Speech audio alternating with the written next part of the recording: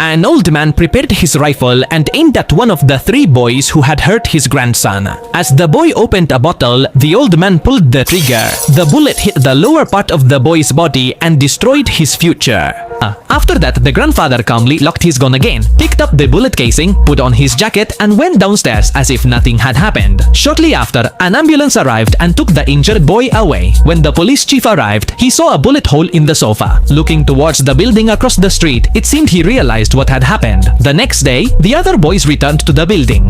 The grandfather then went to his room, took his rifle again, and aimed at the boy who had also attacked his grandson. The boy was sitting in his new car while playing music. The grandfather then aimed at the gas tank and shot it. The car immediately exploded. The boy was then severely burned from the waist down, and his new car was destroyed. People around gathered and laughed, thinking the boy deserved it. After those two suspicious incidents, the police chief began to suspect that the veteran grandfather named Ivan might be involved.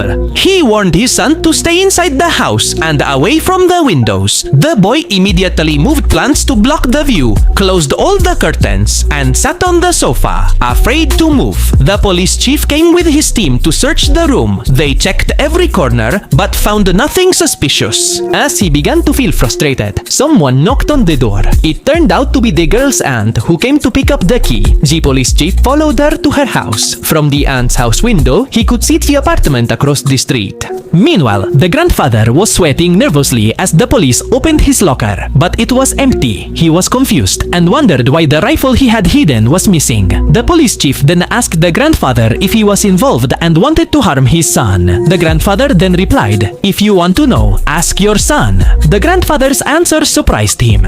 Thinking something bad had happened to his son, the police chief rushed home and banged on the door, but there was no answer. Panicked, he drew his gun and was about to shoot the lock. Suddenly, a shot was heard from inside, hitting the police chief in the stomach. It turned out his son was inside the house. He was scared and accidentally shot his own father. In the end, the three boys who had hurt his granddaughter got what they deserved, and the little girl's smile returned. However, the grandfather still didn't understand how the rifle he had hidden in the closet could disappear just like that. Well, you can watch a duplicate scene from this movie under the title Voroshilovskiy Strelo, 1997. At the end, to P2K, di kantilatan.